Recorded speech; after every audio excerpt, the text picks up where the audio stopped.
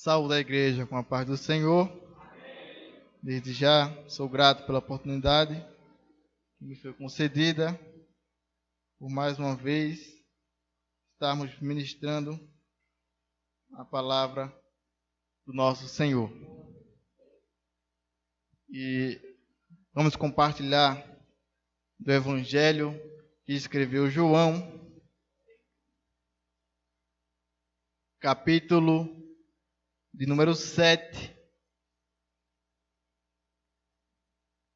versículo de número 53.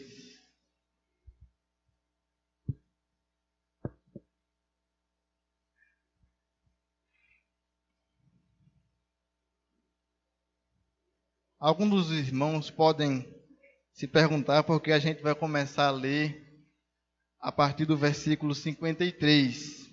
O que acontece é que a divisão de capítulos e versículos, ela foi aplicada erroneamente. Não que o conteúdo bíblico esteja errado, mas a Bíblia originalmente não tinha capítulos e versículos. Por isso que quando Jesus entrou na sinagoga e teve a oportunidade, e ele pegou um pergaminho de Isaías 61, ele começou a ler. Depois, quando a Bíblia se tornou um livro impresso, a divisão de capítulos e versículos foi aplicada para que nós pudéssemos achar mais fácil a leitura. Então, a gente vai começar do versículo 53 e continuar no 8, que diz: E cada um foi para a sua casa, mas Jesus foi para o Monte das Oliveiras. Pela manhã cedo voltou ao templo, e todo o povo vinha ter com ele. E Jesus, sentando-se, o ensinava.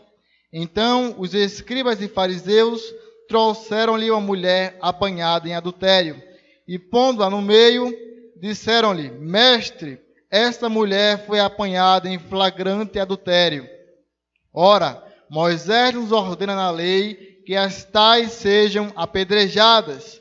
Tu, pois, que dizes? Isso também eles, tentando, para terem de que o acusar. Jesus, porém, inclinando-se, começou a escrever no chão com o dedo. Mas como insistissem em perguntar-lhe, ergueu-se e disse-lhe: Aquele que dentre vós está sem pecado, seja o primeiro que atire uma pedra. E tornando a inclinar-se, escrevia na terra. Quando ouviram isto, foram saindo um, a começar pelos mais velhos, até os últimos. Ficou só Jesus e a mulher ali em pé. Então, erguendo-se Jesus e não vendo a ninguém, senão a mulher, perguntou-lhe: Mulher, onde estão aqueles teus acusadores? Ninguém te condenou? Respondeu ela: Ninguém, Senhor. E disse-lhe Jesus: Nem eu te condeno. Vai e não peques mais. Amém? Que Deus possa aplicar essa palavra aos nossos corações.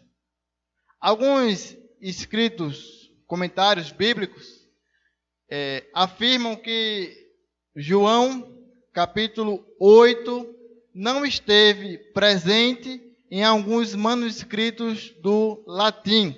A princípio, um monge e comentarista chamado Eudímio.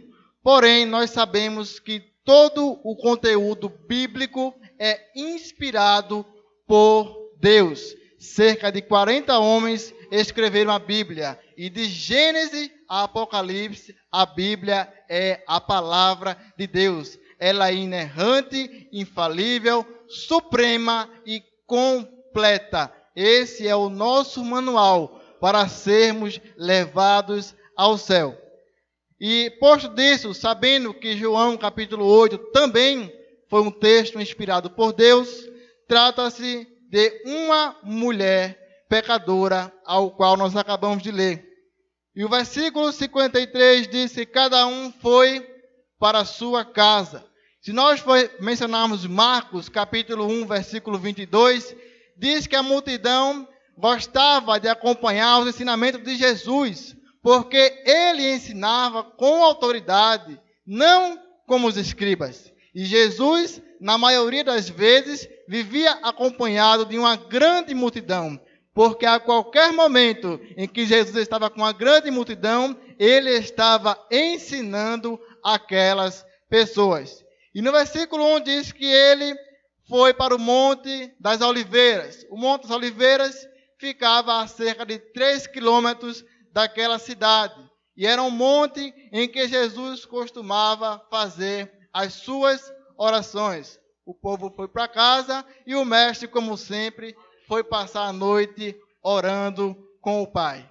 E quando Jesus estava ali, eu creio que ele estava pedindo uma direção. Em algumas traduções bíblicas diz, pela madrugada voltou ao templo. E na João Ferreira Almeida diz, pela manhã cedo voltou ao templo. E quando ele chega no templo, ou podemos chamar igreja, ele se senta, porque ele pretendia passar um período de tempo ali, e começa a ensinar a todas aquelas pessoas que iam chegando. Era o fim da festa dos tabernáculos, e o movimento estava muito grande naquele lugar. Jesus começa a ensinar. E ele começa a ensinar, começa a pregar, e creio que a multidão, como era atraída facilmente por Jesus, começa a se aproximar, começa a querer aprender com Jesus. E logo ali se forma uma grande multidão. Podemos destacar um dos ministérios mais importantes da igreja, que é o ministério de ensino, que atualmente esse ministério se encontra um fracasso. A gente vê que as igrejas hoje são cheias, abarrotadas, os cultos à noite cheios também e abarrotados, porém o ensino que deve ser prezado é um fracasso. E Martinho Lutero, em seus pensamentos, disse, qualquer ensino que não estiver enquadrado na palavra, mesmo que faça chover milagres todos os dias, deve ser rejeitado. Se nós formos para o século XVII, um homem que eu admiro muito, Charles Spurgeon, ele disse que chegará um dia em que os pastores dão alimento às ovelhas, entretanto os palhaços entretem os bodes. E esse tempo chegou. Charles Spurgeon disse isso no século XVII, estamos no século XXI. E muitas igrejas estão cheias de bode e palhaços para entretê-los. Porque não tem mais mensagens nos púlpitos, não tem palavra de salvação. As pessoas, elas se convertem, se chegam ao evangelho, mas apenas a conversão não é suficiente por si só. Aquela pessoa precisa de um ensinamento, precisa de uma palavra, precisa de uma doutrina que saia das Escrituras, que seja inspirada. Precisamos de mais mensagens expositivas aqui no púlpito, mensagens com contexto bíblico. Precisamos de mais pregadores que falem a verdade. Não que deem mais interpretação das Escrituras. Não que deem falsas interpretações para as Escrituras. E Jesus começa a ensinar aquele povo. E o versículo 3 diz que os escribas e fariseus, que eram grupos políticos e filosóficos da época de Jesus, chegaram ali no templo. Os escribas eram doutores da lei, escribas, porque esse nome vinha de escrivão, e alguns dos textos que eles escreviam, eles chegavam a afirmar que era mais importante do que algumas partes banais da Bíblia, dos escritos sagrados.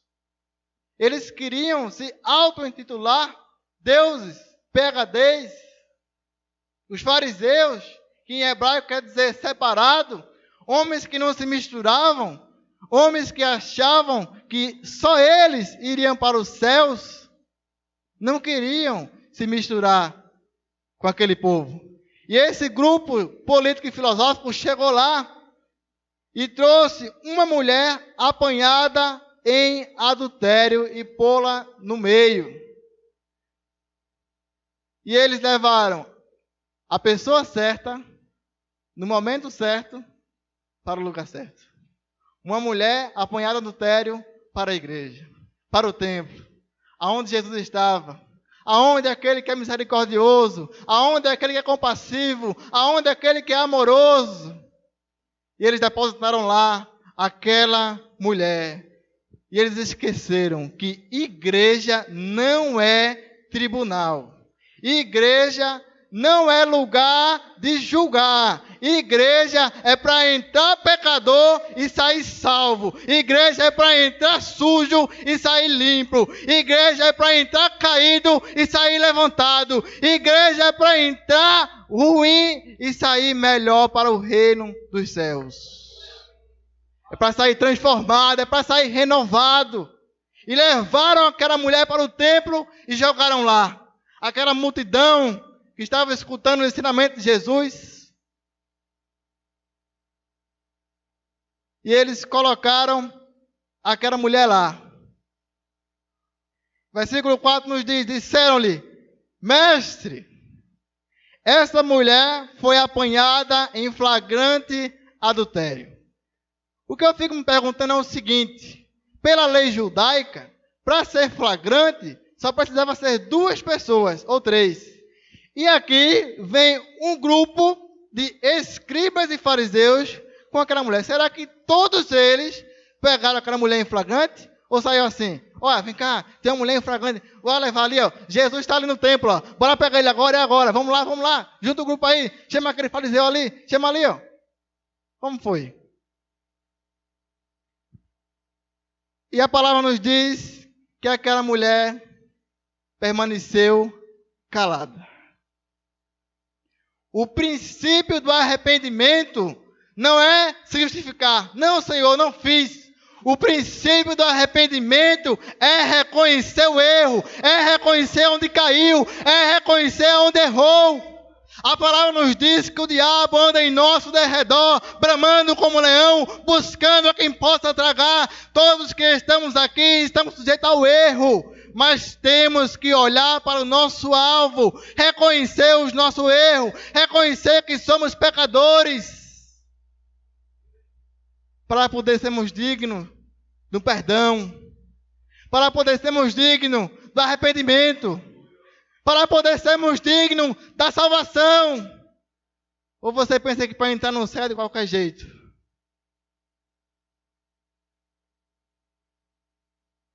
O cristianismo não é violência, não é apedrejamento. O cristianismo é restauração. O cristianismo é mudança. Muitos da igreja primitiva sofreram. Mas hoje estamos aqui e não é para julgar ninguém, não é para condenar ninguém. É para restaurar aquela pessoa. Não se esqueça que um dos pilares da reforma protestante foi a justificação pela fé. Quando Martinho Lutero abriu o Romano, e ele viu que o justo viveria pela fé, ele disse, não, nós estamos justificados pela fé. É pela fé que a gente é justificado. E o versículo de número 5 diz, ora, Moisés nos ordena na lei que as tais sejam apedrejadas. Tu, pois, o que dizes? Realmente, na lei, quem fosse pego em adultério, teria de ser apedrejado. Jesus tinha 2 saídas. A primeira, apedreja, ela errou. A segunda, liberem ela, ela vai se arrepender. Qualquer uma dessas 2 alternativas que o mestre escolhesse, ele seria levado e teria como um falso pregador que não prezava pelo seu ensino. Esse daí prega uma coisa e na prática diz outra. Como é que ele prega amor? Como é que ele prega perdão? E manda apedrejar essa mulher? Como é que ele pega sobre o pecado e manda soltar essa pecadora? Mas eles esqueceram que eles estavam diante do mestre dos mestres, daquele que tem toda a sabedoria, daquele que sem antes eu falar, ele já sabe o que eu estou pensando. Eles esqueceram que eu estava diante do Nazareno, o Jesus que sonda e esquadrinha todos os corações, e muito antes deles tentarem armar isso contra Jesus, ele estava lá no monte orando, pedindo direção ao Pai.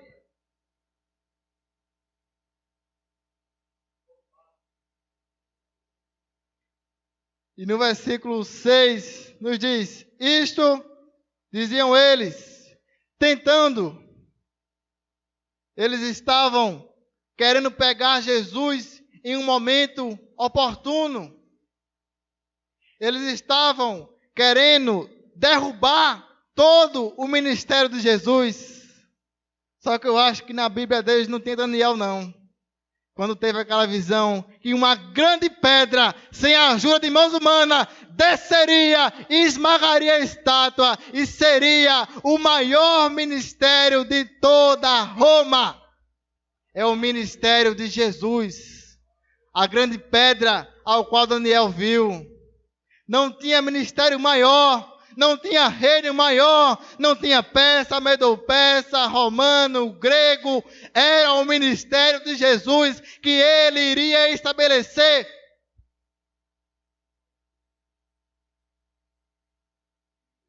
E aqueles homens, eu creio que já com um ar de vitória. Agora ele não tem saída não. Pegamos ainda mais no momento oportuno. Toda a multidão está aqui vendo ele ensinar. Jesus era uma ameaça política e religiosa. Jesus tinha uma doutrina dura, mas tinha palavras maravilhosas. Atraía as multidões, atraía o povo. Quando Jesus chegava e começava a pregar, as multidões começavam a se compungir dos seus pecados, dos seus erros, e dizer: que homem é este que profere essas palavras e aquebranta os nossos corações? É Jesus de Nazaré, o Filho de Deus encarnado, que tem todo o poder, desceu do céu, abdicou toda a sua glória, todo o seu poder, para vir a esta terra por nós pecadores. Eles esqueceram que estava falando com o Rei dos Reis. Eles esqueceram que estava daquele que é dono de todo mundo.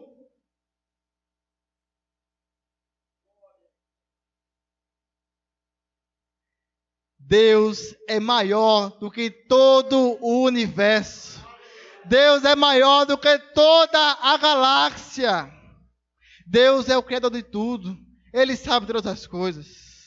E Ele encarnou para vir a essa terra, para sofrer por mim e por você. Para que nós não estivéssemos mais na lei antiga, mas agora pela graça de Deus, que dá ao homem o direito de se arrepender pelos seus pecados, ser justificado, ser limpo, ser puro, ser perdoado, para que ele possa receber a sua coroa de vida eterna.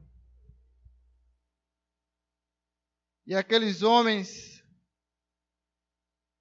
começaram a indagar Jesus. E o versículo 7 diz: mas como insistisse em perguntar? Versículo 6. Inclinando-se, começou a escrever no chão com o dedo. Aqueles homens ansiosos pela resposta de Jesus, quando ele se levantou, disseram: é agora que ele vai responder. E Jesus começou a escrever. É a primeira vez na Bíblia que é mencionado Jesus escrevendo alguma coisa. Mas não pode ser canonizado porque foi na areia e o vento leva. Podemos perguntar: por que não registrou? Quando João ouviu o trovão falar lá em Apocalipse, João ia escrever. O que foi que o trovão disse? Não, João. Sela e tá bom. O que o trovão falou, deixa que isso é coisa de Deus. Apenas registra aí, ó. Porque nem tudo é para a gente saber, não. E não tentamos também adentrar nos abismos que está nas Escrituras, porque se não está registrado, é que não vai alterar a nossa fé salvífica. E Jesus começou a escrever. Escrevia. Aqueles homens, eu creio que eles estavam apreensivos, agoniados, porque ao mesmo tempo eles queriam pegar Jesus. E ao mesmo tempo eles sabiam que Jesus também tinha como exercer alguma atividade naquele momento. E eles apreensivos. E Jesus escrevendo em terra. E eles ali começaram a se agoniar e disseram: mas como insistissem em perguntar-lhes, ergueu-se e disse-lhe: aquele que dentre vós está sem pecado, seja o primeiro que lhe atire a primeira pedra. Jesus veio estabelecer uma lei superior à lei mosaica. Não foi uma lei mais fácil, não. Mas se eu pecar aqui, amanhã eu peço perdão a Deus, pela graça, está tudo tranquilo. Mas eu posso fazer esse pecado, amanhã eu me arrependo e pela graça, está tudo tranquilo, não.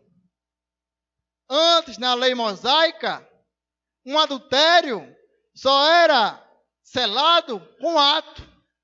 Hoje, um adultério é selado com o pensamento. Desejou, adulterou. Desejou amar para o seu irmão, é um homicida. Desejou mal, está pecando. É Apocalipse 21:8. Os mentirosos, os idólatras, os homicidas, os adúlteros ficarão de fora. Entrarão no lago de fogo. Não entrarão no céu, não. A lei é uma lei superior. A graça está lá, ó. É como se ela fosse uma autoridade. Está lá, autoridade. Você aciona se você quiser. O bandido pode estar ali roubando, mas a graça, a autoridade só vem se você acionar. A polícia está lá. Então é a graça. A graça só vai cobrir você se você acionar a graça de Deus. Não ficou mais fácil não, viu? E Jesus estava ali escrevendo, logo depois que ele proferiu essas palavras, e eu creio que ele não estava olhando aquela mulher pelo exterior, ele estava olhando o coração daquela mulher, ele estava olhando o interior daquela mulher, porque para uma alma não basta um julgamento, não basta um prenúncio, basta apenas um arrependimento, basta apenas uma restauração. A igreja da atualidade, ela passa por um erro sério, que é o erro do pecado. Quando o irmão peca, mas nunca o irmão vai ser salvo. Não é isso? É isso que a gente acha. Mas não, quando o irmão peca, sabe o que a gente tem que fazer? Ajudar o irmão, apoiar o irmão, dar apoio ao irmão. Olha, meu irmão, assim, ó, é aqui, ó, porque Davi pecou, mas no Salmo 51 ele desceu, se arrependeu, pediu perdão e Deus dos altos céus perdoou. Eu não estou dizendo aqui que é para ninguém pecar, não. Mas eu estou dizendo que é para quando seu irmão pecar e ajudar ele, porque ele é digno de pena, ele é digno de ajuda, porque ele precisa. Está na Bíblia. Sede misericordiosos. Não vai com a pedra na mão assim, não, escondido, não. Quando o pastor não estiver vendo, pá! Não. Não julga, não. Estamos em todo o tempo sendo tentados. E um vacilo nosso, o tentador aproveita. Ele entra em nossas vidas. Ele aproveita aquele deslize. Estamos propícios a qualquer tempo, a qualquer hora. Mas Deus, com a sua infinita misericórdia, Ele olha para nós, na nossa pequenez, na nossa... e perdoa as nossas falhas. Perdoa os nossos erros, perdoa os nossos pecados, Porque se não fosse assim, Ele não teria mandado o seu Filho para morrer em nosso lugar naquela cruz, levar o nosso fardo, para que possássemos ter uma certeza de vida eterna. Em João 3,17, ele diz que Jesus não veio para julgar o mundo, mas para salvá-lo. Jesus não veio como juiz, não. Estavam colocando Jesus como juiz. E ele se levantou e disse: eu não sou juiz, não. Mas quem não tiver pecado, pode tirar a primeira pedra. Quem aqui não tiver pecado, pode atirar a primeira pedra. Eu creio que o único que podia atirar a primeira pedra era quem? Ele, Jesus, que não tinha pecado, era puro, sem mácula, sem pecado. Mas ele não tinha essa intenção, não. A intenção dele era a alma daquela mulher, era a vida daquela mulher. Ele estava vendo no futuro aquela mulher arrependida. Entenda isso, que o nosso olhar é o agora, é o ontem. A gente não pode ver o futuro, não. Estamos limitados. Mas o olhar de Jesus é lá na frente, é o amanhã.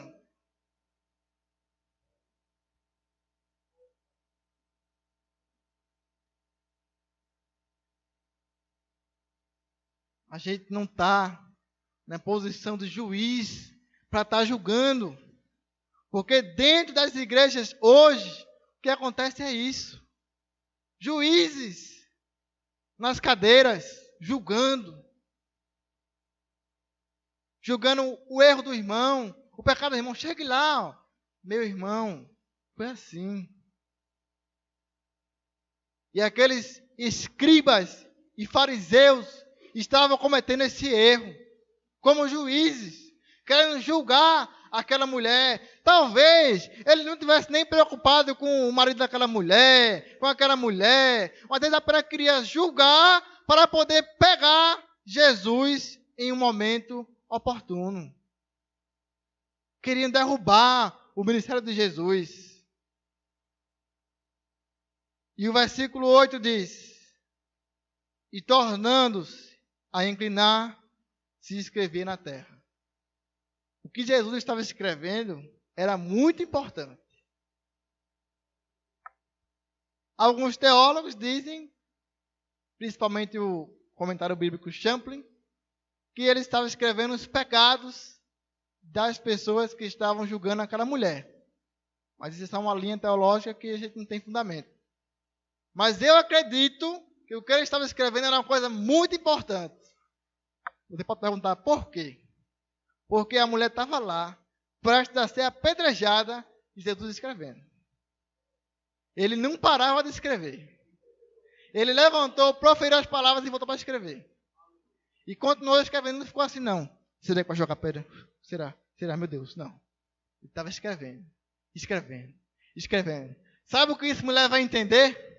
É que não importa quem são os teus acusadores ou os teus juízes, o que Jesus está escrevendo é muito mais importante do que qualquer acusação. Não importa. Deixa acusar, deixa julgar. O que Jesus está escrevendo é mais importante do que qualquer coisa que estejam falando de você.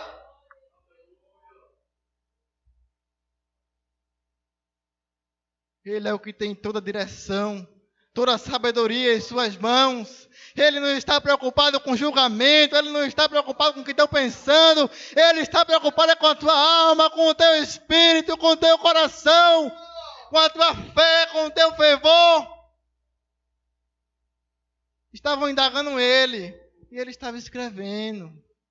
Coitados, não sabem o que fazem, não sabem o que pensam. Ele podia se mostrar o poderoso, ele tinha poder para isso, mas com apenas palavras, ele resolveu. O dono de toda a sabedoria. E aqueles homens Quando ouviram isso, foram saindo um a um. Ficaram espantados com esse princípio. Sabe o que é isso? Estavam começando a conhecer a graça. Estavam começando. O cara espantado. Que princípio é este? E onde ele tirou isso? Que homem, inteligência, que sabedoria. E começou dos mais velhos. Eu não sei se foi por ordem de pecados, e quanto mais velho, mais experiência, mais caminhada, ou se foi apenas uma questão de pode ir primeiro. Mas começaram se retirando. Pegava a pedra, não sou digno não. Pegava a pedra, ontem eu cometi, não. Pegava a pedra, semana passada, não sou digno não. Pegava a pedra, mês passado, não sou digno não. Pegava a pedra, hoje de manhã, não sou digno não. E começaram a ir reconhecendo os fariseus com as suas capas, com seus estudos, com seu PhD, com seu conhecimento, os escribas se achando bambambam, o sábio de tudo, os da época, começaram a soltar as pedras, começaram a deixar as pedras, e foram deixando, e foram saindo, e foram reconhecendo que eles não eram nada, eles eram pó, eles não podiam nada. Eles eram pequenos debaixo do Mestre Jesus. Começaram a reconhecer que eles eram insignificantes diante da presença daquele homem chamado Jesus de Nazaré. Às vezes olhamos tanto para o outro que esquecemos de olhar para dentro de nós.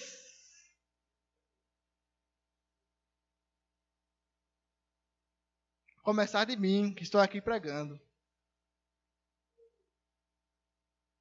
Esqueceram de olhar primeiro. Será que eu sou digno de levar essa mulher para ser apedrejada? Quantos naquela multidão ali não eram adúlteros? Porque o comentário diz que naquela época o pecado adultério estava se tornando um dos graves pecados. Todos estavam cometendo aquele pecado adultério. Podia ter vários adúlteros naquela multidão. Aí você pode perguntar, mas só é adultério que leva para o inferno? Não, é uma mentirinha também, porque está lá em Apocalipse 21:8. Abra aí. Isso é mentira que leva para o inferno? Não, é uma raiva, é um ódio, é pecado. Tem que primeiro, Senhor, primeiro eu, depois os outros. E começaram a ir se retirando. E Jesus lá, escrevendo. Ele estava esperando a última pessoa se retirar.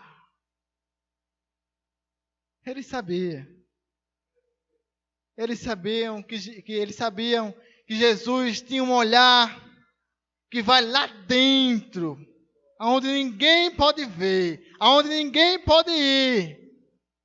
Estava lendo um comentário aquela tarde e o autor disse que o olhar de Jesus, ele penetrava até o mais profundo para saber de tudo. Eu acho que Jesus estava assim, escriba Mateus, eu te conheço, desde antes de nascer. Fariseu José, eu te conheço. Escriba João, eu te conheço. Eu sei as tuas obras, eu sei o que tu estás fazendo. Olhando de cada um. Olhando para cada um. Quando ouviram isso, foram se retirando um a um. A começar pelos mais velhos até o último. Ficou só Jesus e a mulher ali em pé. Cadê os acusadores? Cadê os escribas? Cadê os fariseus, os homens dos grupos filosóficos mais importantes da época de Jesus? Aqueles que eram detentores de toda a verdade, de todo o conhecimento. que tinham a intimidade com Deus e Yeshua. Cadê esses homens? Foram embora. O tribunal adiou a sessão. O tribunal foi revogado, porque a causa que iniciou o tribunal, ela foi resolvida, foi sancionada. Cadê os acusadores? Retiraram a queixa. Quem venceu? O grande juiz dos juízes, Jesus de Nazaré. E quando ficou apenas Jesus e aquela mulher, então, erguendo-se Jesus, não vendo ninguém, senão a mulher, perguntou-lhe: mulher, onde estão aqueles teus acusadores? Ninguém te condenou? Jesus não ficou assim, não, brechando não, ele estava lá escrevendo. Quando ele virou, não tem ninguém. Ninguém te condenou? Talvez ela estava despida pela lei. Antes de ser apedrejado, era despido e as mãos amarradas nas costas. Talvez ela estivesse nessa situação. Jesus foi lá e disse, respondeu ela, ninguém, Senhor. E disse-lhe Jesus, nem eu te condeno, vai-te e não peques mais. Jesus também não estava como juiz. Jesus não veio para julgar. O que foi que ele disse? Vai-te em paz e não peques. Talvez por essas palavras que ele proferiu, aquela mulher tivesse recebendo o perdão. Só Jesus sabe como estava o coração daquela mulher naquele momento. O culto teve fim. Só ficou Jesus e a mulher no templo. Porque os que estavam no culto eram só acusadores. E ali Jesus despediu aquela mulher. É uma sociedade falida, que não conhece o amor e a misericórdia do Senhor. Deus mandou o seu Filho Jesus morrer naquela cruz, por mim e por você, levando o nosso fardo de pecado, ao qual estávamos todos sujos, levando-nos a banhar naquele sangue puro, para ficarmos mais alvos do que a neve, para que outra hora, com os pecados sendo levados por Jesus naquele madeiro, Deus mandasse o perdão para a humanidade. E hoje, aquele que confessar Cristo, o Senhor, como único e suficiente Salvador, será salvo e os seus pecados serão perdoados. Então não julgue o irmão. Não condene ele. Talvez há um apedrejamento trazendo para hoje. Mas o ajude-o, o ensine. E assim, olha meu irmão, é aqui, é assim, é desse jeito, é dessa maneira. Porque aí sim, você vai ver os frutos. O comentário diz que talvez essa mulher se tornou uma discípula de Tiago, mas aí a gente não pode comprovar. Mas acredito eu que mesmo que não aconteceu isso, ela se tornou uma mulher diferente, porque ela escapou da morte. Ela escapou de ser apedrejada. E ela conheceu Jesus. Ela teve o perdão de Jesus.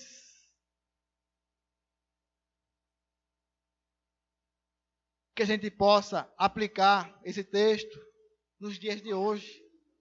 Que a gente possa aplicar no nosso coração.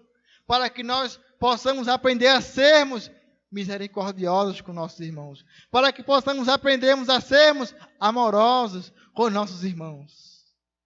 Deus mandou o seu Filho para que possamos ser salvos um dia e chegarmos no céu e recebermos a nossa coroa de vida eterna. Que Deus possa aplicar essa palavra em nossos corações e que nós possamos meditar. E como o salmista disse, no Salmo 119, versículo 11, guardar essa palavra em nossos corações, para que não possamos pecar contra Deus. Desde já agradeço a oportunidade que me foi concedida.